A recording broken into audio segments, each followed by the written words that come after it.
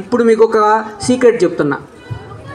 ఇంతసేపు మీరు సైంటిస్టులు అంతా కనుక్కున్నారు కదా, ఇది నిజమా కదక్క చెప్పాలి. అడుగుతున్నా, క్వశ్చన్ అడిగే ముందు కొంచెం మీకు విషయం క్లూస్ ఇవ్వాలి కదా. చిన్న క్లూస్ ఇస్తున్నా. మీరు అక్కడికి పోయి వచ్చారా లేదా? వినాయక స్వామిని చూసారా లేదా? ఇంకొక వినాయక స్వామిని కూడా చూసారా? బయట ఎక్కడన్నా చూసారా? మీకు ఎక్కడ బాగున్నట్టు అనిపించింది? మనదే బాగున్నట్టు అనిపించింది. ఓకే, ఎందుకని? అంతేనా? దానికి బాగా అందంగా ఉండి, బాగా పెద్దగా ఉండి, తొండం ఇలా ఉండి అందువల్ల బాగుంది అనుకుంటున్నారా?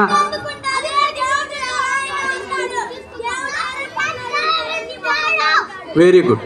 అయితే మనకి ఇప్పుడు వినాయక చవితి జరుగుతుంది కదా, ఎప్పటి నుంచి చేసుకుంటున్నారు? చేసుకుంటున్నారు కదా, వెరీ గుడ్. అప్పటి నుంచి చేసుకుంటున్నారు కదా. ఎన్ని రోజులైంది? వెరీ గుడ్, బాగా గుర్తుపెట్టుకుంటున్నారు. మీరు ఇన్ని రోజులుగా చేసుకుంటున్నారు వినాయక స్వామిని. అంతకుముందు పట్టించుకోలేదు, అంతకుముందు పట్టించుకోలే. మీరే కాదు, ఈ ప్రపంచంలో ఎవరూ పట్టించుకోరు, సహజమే.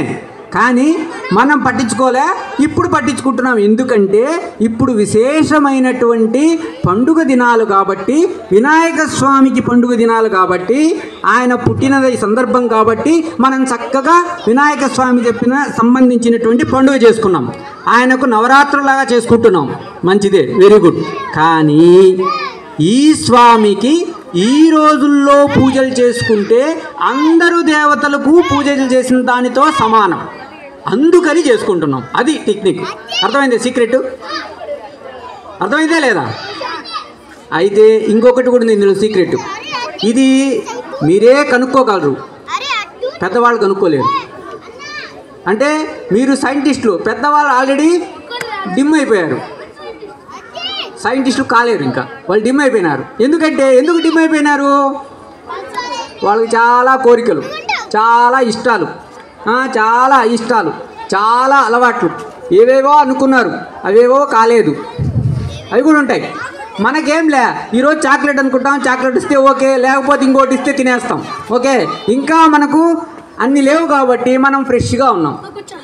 వాళ్ళు ఎన్నో పెట్టుకున్నారు కాబట్టి మనసులో డిమ్ అయిపోయినారు, కాబట్టి వాళ్ళు కనుక్కోలేరు, మనం కనుక్కోగలం, ఓకేనా? అదేంటో చూద్దాం. ఏంటయ్యా అంటే, మీరు అక్కడ ఒక స్వామిని చూశారు. ఇప్పుడు మనది కాదు, నాది కాదు, వాళ్ళది అవతల వాళ్ళది అనేది పెద్దవాళ్ళకు ఉంటుంది, అందుకని వాళ్ళు డిమ్ అయిపోయారు. అటువంటి ఆలోచనలు మనకు లేవు కాబట్టి మనం ఫ్రెష్గా ఉంటాం.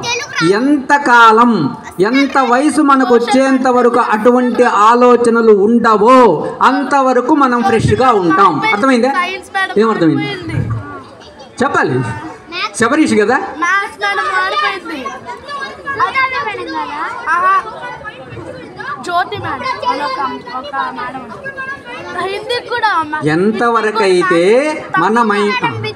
ఎంతవరకైతే మన మైండ్లలో, మన మనసులో వాళ్ళు మనది, నాది కాదు, నాది అనేటువంటి ఆలోచనలు ఉంటాయో, వస్తాయో, రాకుండా ఉంటాయో, అంతవరకు మనం స్వేచ్ఛగా ఉంటాం, హ్యాపీగా ఉంటాం. అలా ఎప్పుడైతే